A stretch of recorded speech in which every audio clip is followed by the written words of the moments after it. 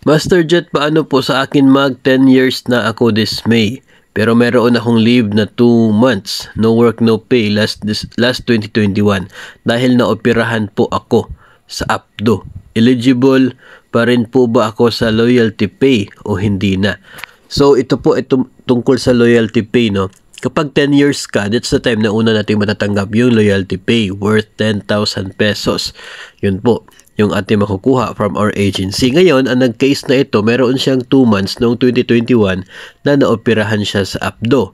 So, hindi po yun considered for Magna Carta for Women na leave, no? So, kaya hindi siya naging eligible doon sa special leave na yon. So, anong nangyari, wala siguro siyang available service credits, kaya without pay yung 2 months na leave.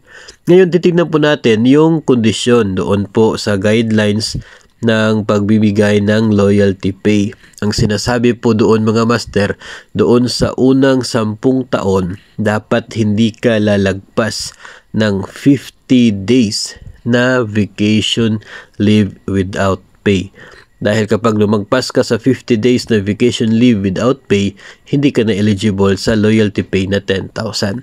Sa case na ito, kung ako po yung tatanungin ninyo, I would say na eligible. Bakit?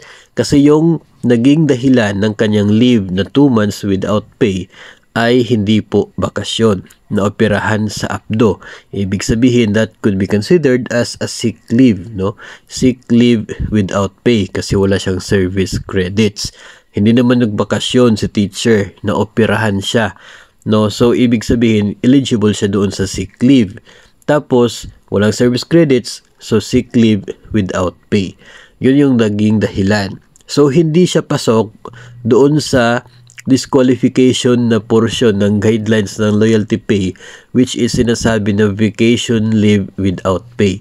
So, kay teacher, sick leave without pay. So, I would say na eligible pa rin doon sa loyalty pay na yon. Kasi nga, ay hindi naman bakasyon yung dahilan ng pagkaroon niya ng leave without pay. Yun po ang sinasabi ng Memorandum Circular na guidelines ng loyalty pay.